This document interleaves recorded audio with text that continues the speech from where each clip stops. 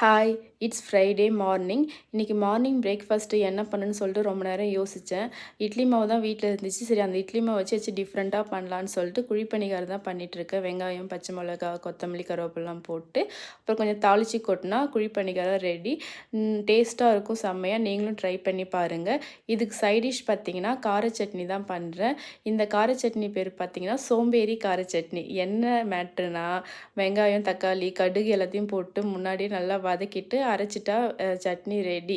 நம்ம நெக்ஸ்ட்டு தாளித்து ஊற்றலாம் தேவையில்லை. அதனால தான் இதுக்கு நான் வச்ச பேர் வந்து சோம்பேறி கார சட்னி. ஒரு மூவியில் வந்து சரண்யா சொல்லுவாங்க, நம்ம என்ன தான் டேஸ்ட்டாக சமைச்சாலும் நமக்கு சாப்பிட பிடிக்க மாட்டுது அப்படின்னு சொல்லிட்டு. சம்டைம்ஸ் எனக்குமே அதான் தோணும். நம்ம சமைச்சு சாப்பிட்றத விட இன்னொருத்தருக்கு நமக்கு சமைச்சு கொடுத்தா சாப்பிட்றது எனக்கு அவ்வளோ பிடிக்கும். உங்களுக்கு அந்த மாதிரி பிடிக்குமான்னு சொல்லிட்டு கீழே கமெண்ட் பண்ணுங்கள். அதுக்கப்புறம் குழிப்பணிகாரம் வச்சு சட்னி வச்சு ஹஸ்பண்ட் கொடுத்தேன். தேங்க்யூ ஃபார் வாட்சிங். பாய்.